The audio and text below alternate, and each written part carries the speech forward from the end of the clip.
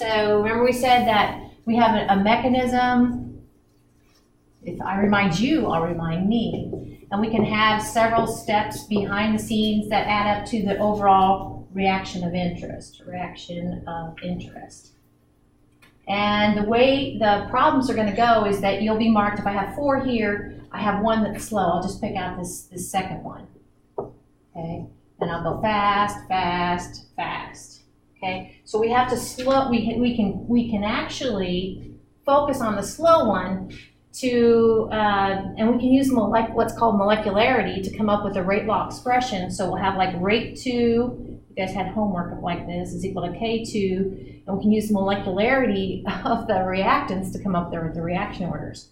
That's the only time. These are what we call elementary steps. I'm begging you, okay? We cannot use overall reaction of interest. We cannot use the stoichiometric coefficients of the reaction of interest to come up with the reaction orders. Okay, so if I have, A plus B going to form some products, okay, I would come up with the rate law expression as this. Times the molar concentration of A raised to its reaction order times the molar concentration of B raised to its reaction order. M and N, you have to somehow have experimental data to get M and N. Behind the scenes, we can use the stoichiometric coefficients as their reaction orders. Okay, so I'm changing it up a little bit, and you'll see what I mean. We're going to look at behind the scenes, okay, a mechanism that consists of a slow step to start out, an initial slow step, and a fast second step. Okay. Seems like, did we already do this one? No? Okay. Maybe, okay. Yeah. This was the one that was before this. Oh, yeah. We did example. We did this one, and then we did this one? Yeah, we did. We need example 3. No, wait. Yeah, example 3. Yeah, there you go. This one? Okay. Because that didn't make sense to me. This makes more sense to me. Example 3. Okay. So now we're going to look at a mechanism that has a fast first step, just has 2 steps. How hard could it be? And the slow step is going to be what we call the rate determining. This is the rate determining slow step. And here's the catch. Maybe. Okay. So first off, this is our overall reaction of interest. And our observed rate law expression looks like this. And at first you might be like, hey, that might be what we call an elementary reaction. That might just be one elementary step because I use molecularity, which I can only do with an elementary step. I have a reaction order of 2 and a reaction order of 1. But, hold that thought. Oh, okay, let's look it. Okay. And I think I don't have an answer on the slide, but I'm just going to tell you the answer if you want to jot it down, and you've already seen it before.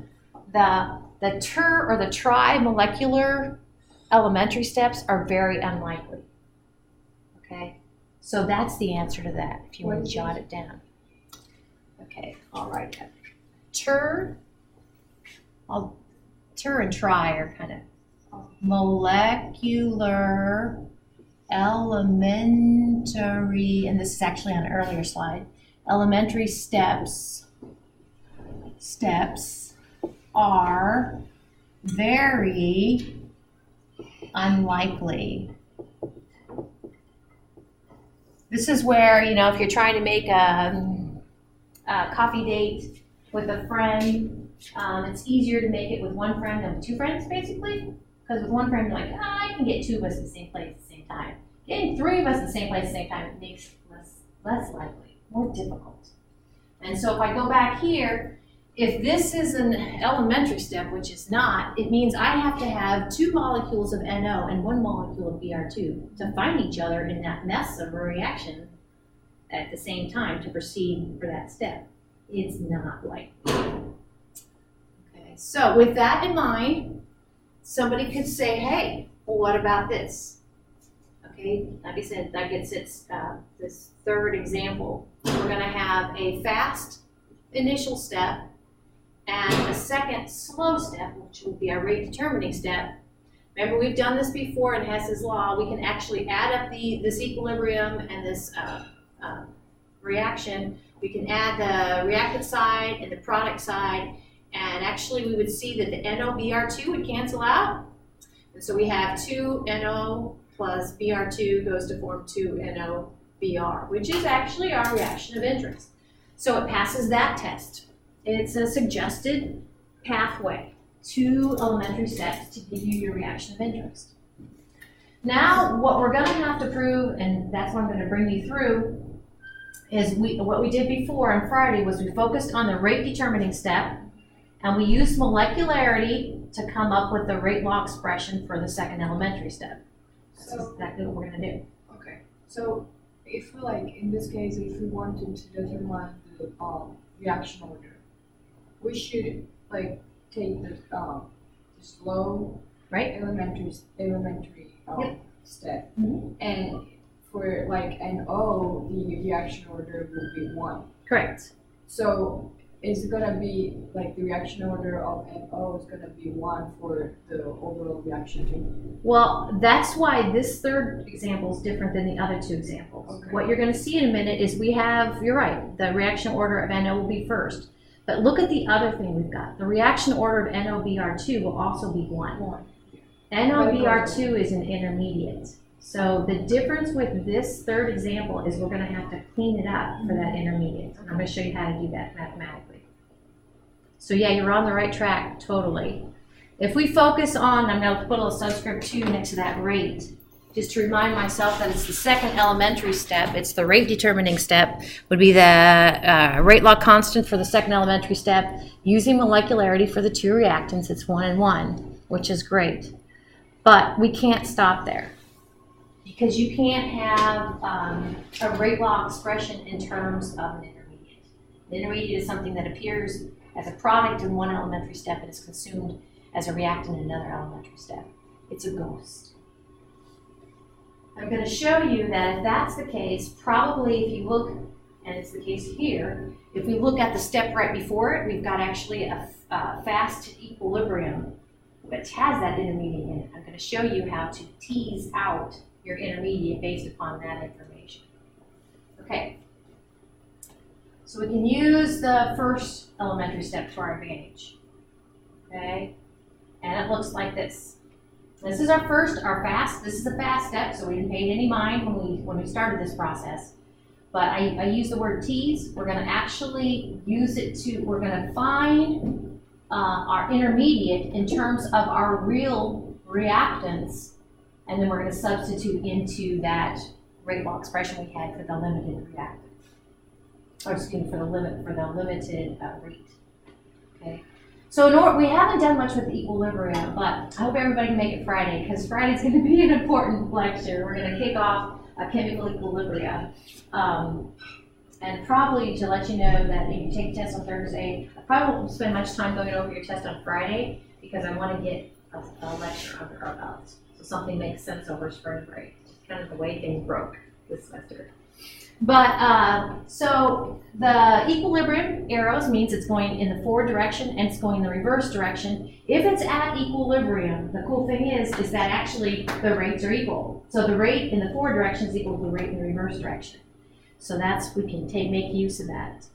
And so since it's an elementary step, we can go ahead and use molecularity, and we can actually describe the rate in the forward direction as this. So using molecularity, the rate in the forward direction for the first elementary step would be equal to K1 times the molar concentration of NO and Br2, both raised to the first power. In the reverse direction, it looks like this. Where now I'm going to use K minus 1, because I'm going backwards. Using molecularity, it's NO-Br2, which is our intermediate. That's the thing we're trying to get rid of, raised to the first power using molecularity. Then we're getting close. I can go ahead and set these 2 quantities equal, and it looks like this. Set those two quantities equal. And the whole point of this was to solve for our intermediate, which is NOBr2, in terms of something real, which is NOBr2. So I can go ahead and bring my intermediate by itself. And so I get the intermediate, the molar concentration of the intermediate is equal to the ratio of K over K minus 1 molar concentration of NOBr2. This right here, I'll go ahead and put a little 2 scrub script next to my rate 2. This was the rate determining step, the rate law expression that came from the elementary reaction. So all you're going to see me do is take these 3 things, and I'm going to plug them in for that thing. And it looks like this, which kind of looks messy, but here in a minute, you're going to see me kind of ball all of these K2 times K1 over K minus 1. I'm going to make it just a K. I can do that. And then I'm going to join my 2 molar concentration of NO, and it's going to be NO molar concentration NO squared. Second order, which obviously was what we observed the overall rate law expression to be. Okay, so again, I'm going to go ahead and ball this together, make it 1K. I'm going to go ahead and combine my NO terms, NO squared, molar concentration of Br2. Okay. And like I said, if this rings a bell, this actually is how we started out this problem. That was the overall observed rate law expression for the reaction of interest. So all it is, and if you've done much proofs in math and such, okay, you basically have a proof that says, yeah, a mechanism based upon those 2 elementary steps is consistent with the overall observed rate law expression. Okay? And actually, I have part 7, which is going to kind of reinforce that. So just hold that thought. So I finish up with this idea of catalysts and what's happening behind the scenes. Progress. Okay. So in general, somebody says, I've got a catalyst for this reaction. Right off the bat, you should be thinking a few things. One is catalysts are not consumed. They're like the burning bush. It's not consumed. The other thing, and it's kind of weird for me to think about, but a catalyst actually gives an alternate scenario, an alternate mechanism for your overall reaction to occur. And that alternate scenario, we're going to see here in a minute in the energy diagram, has a smaller activation energy. Okay, an alternate pathway, okay, lower activation energies, and sometimes this is kind of a subtle thing. But when we've been looking at the energy diagrams, you're going to see some more coming up. If this is let's make it exothermic. It goes like this, okay? Remember we talked about where this is the change in enthalpy, and the activation energy is right here. Okay, that is your activation energy. The smaller the hump, the faster it goes, which kind of seems weird to me, but I suppose. So the smaller it is, the faster it will go. So with that in mind, this is kind of what a catalyst might look like behind the scenes. So the red is the uncatalyzed reaction, proceeding from reactants to products. Notice we have a similar energy diagram for reactants to products if we catalyze it, but now your activation energy is less. Not only that, but can you see, we talked about this with energy diagrams the other day, I see 2 humps there, which would suggest it's broken out. Each hump would mean we have an elementary step associated with that hump. So that's very unscientific. This is an example of an endothermic chemical reaction. This is kind of showing you similar. This is the decomposition of formic acid. This is formic acid on its own. It's going to decompose into carbon monoxide and water. But if we go ahead and acidify it, okay, notice now we're going to talk more about acids and bases. So hold on to your hats for Unit 4. But in acidic conditions, we have extra H pluses. So here we have the H plus that is actually, if you compare the second molecule, formic acid, we have the proton or an H plus joining in right here, which helps kind of facilitate the decomposition process. And I said catalysts are not consumed, so you can actually see the hydrogen is released and able to do it all over again. So catalysts are optional things. They just kind of help facilitate the chemical reaction, giving an alternate pathway. So if we look at, can you see where the hump is less over here versus over here? So here's the energy, activation energy, and here probably looks like we have 3 different elementary steps, but their activation energies are less. Okay. This is actually taken from a previous textbook that I taught from. Again, the red one, the red curve, is showing you your uncatalyzed. This is taught, I think I mentioned this the other day to you guys because I had to look it up. But, because we're talking about phase diagrams, when they talk about a heterogeneous catalyst, they're talking about the phase, like a solid, gas, liquid, that sort of thing. So here we have a solid. This is the activation energy with the solid catalyst. So again, it's less. So this only has one, it only The has red one has one of the blue. I'm counting maybe 3. So all those are An elementary step. steps.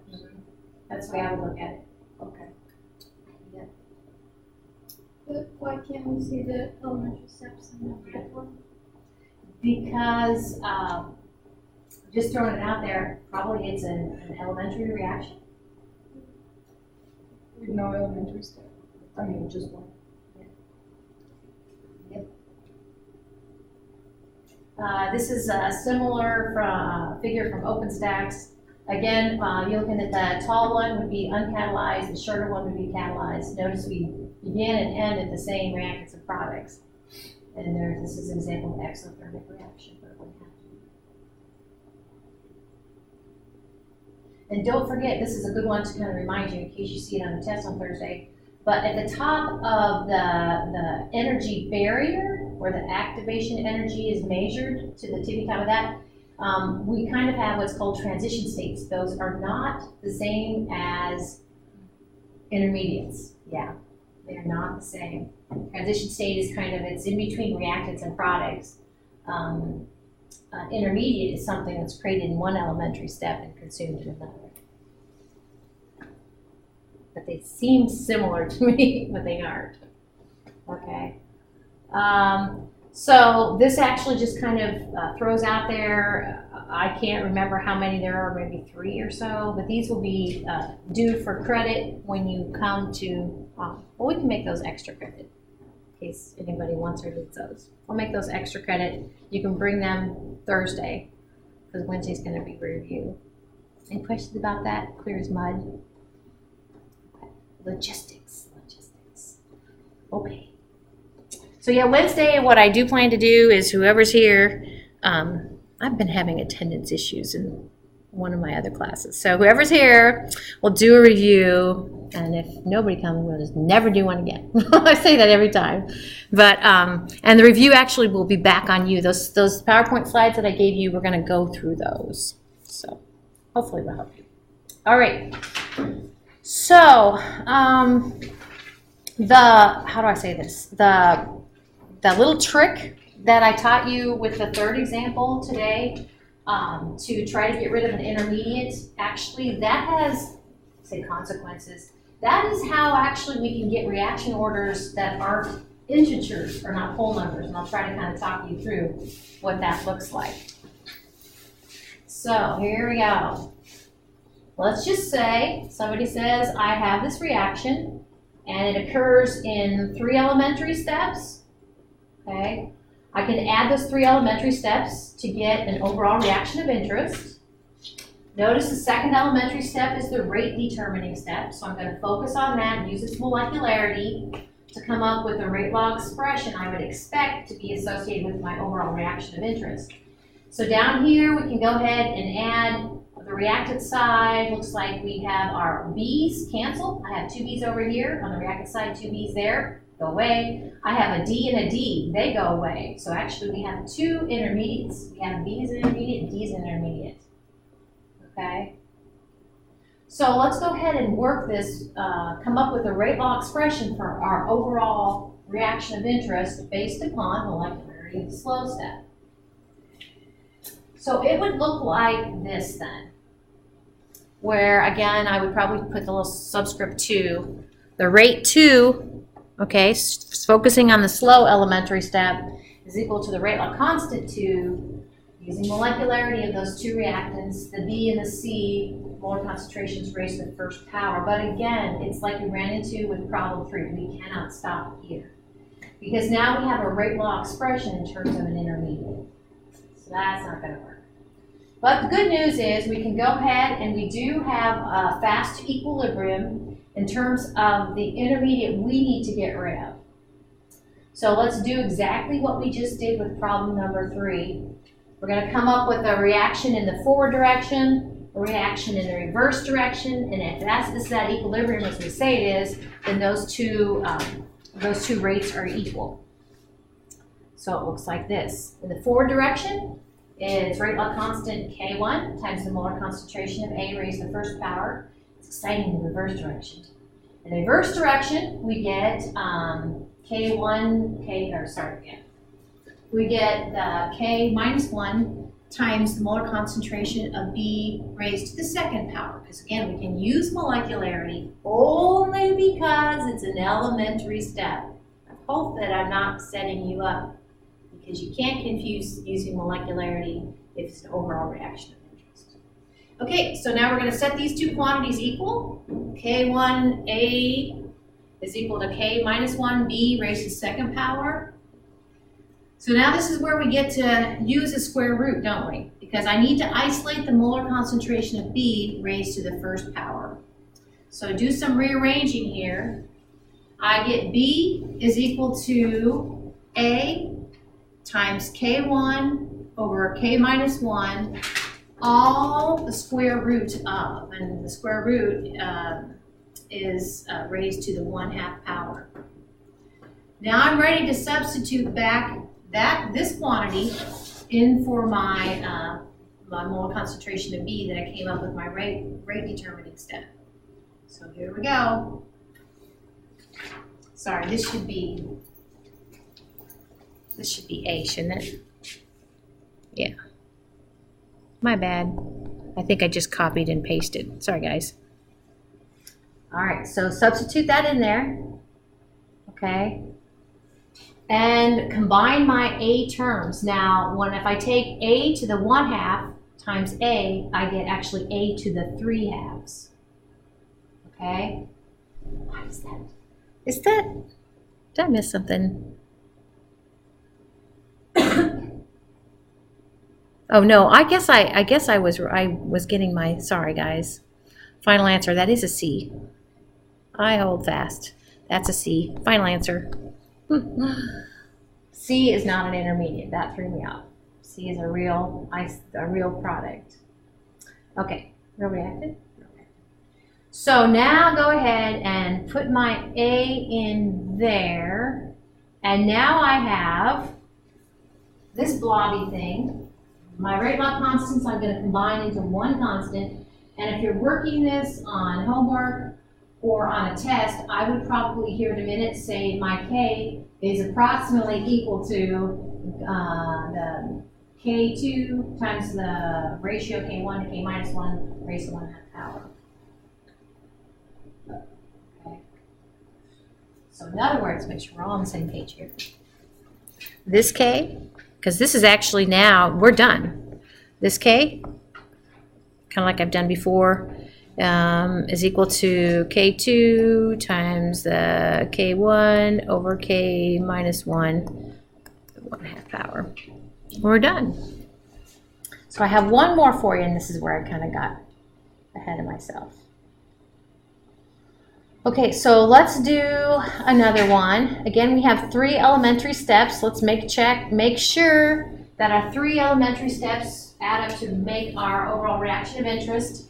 I'm getting 2A, the product side, 2A on the reactant side, 1C on the reactant side. My B's cancel out, okay? Notice that D does not cancel out this time, so I have D and E, I have 2 products. Again, we're given how, relatively speaking, fast or slow they are. We're going to focus on the second elementary step, use molecularity to come up with a rate law expression for that. And it would look like this, where rate 2 is equal to K2 times the molar concentration of B times the molar concentration of A, both raised to the first power, molecularity. We got to get rid of B because it's an intermediate. Turning our attention to the fast to equilibrium step.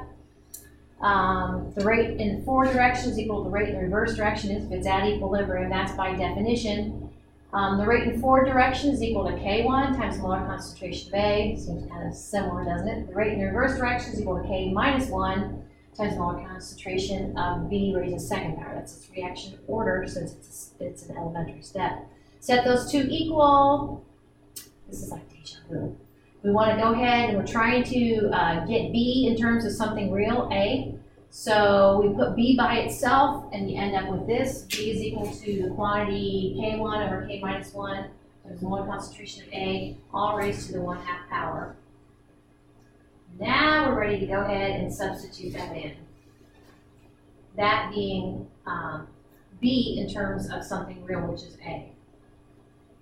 So this was where now I have A raised to the 1/2 power times A. That's actually going to be A raised to the 3/2 powers. And I'm going to go ahead and make a new rate law constant, K, which will be my overall rate law constant. It'll be approximately equal to, behind the scenes, K2 times K1 over K minus 1 raised to the 1/2 power. So I've just kind of shown you how it's possible and sensible to get reaction orders that are not integers, reaction orders that actually, the halvesies and the thirdsies are more likely than other sort of weird, probably even fourdsies. But this one should be similar. This is another example. So we're going to focus on the slow step. Notice that B is an intermediate. I don't know why it is. It's just the same pattern. I'll answer my own question. It's just the same pattern. Okay. So these will be due on either Wednesday or when you can take tests, Thursday. So, and then I think we're still on track. Hopefully you guys are gonna do your lab data and get those in the calculations. Hopefully. Make my life easier. Because I meant to say what the deal is you don't have to write the semi-formal lab report if you bring your calculations, which in the case of the last 2 labs is calculations are mostly graphs. So bring them when you're going to take the test. And then Friday, I think we're hitting the pavement running, so we are going to get something you can sink your teeth into Friday with regard to chemical equilibrium. Okay? Yay! I can feel it's the week before spring break.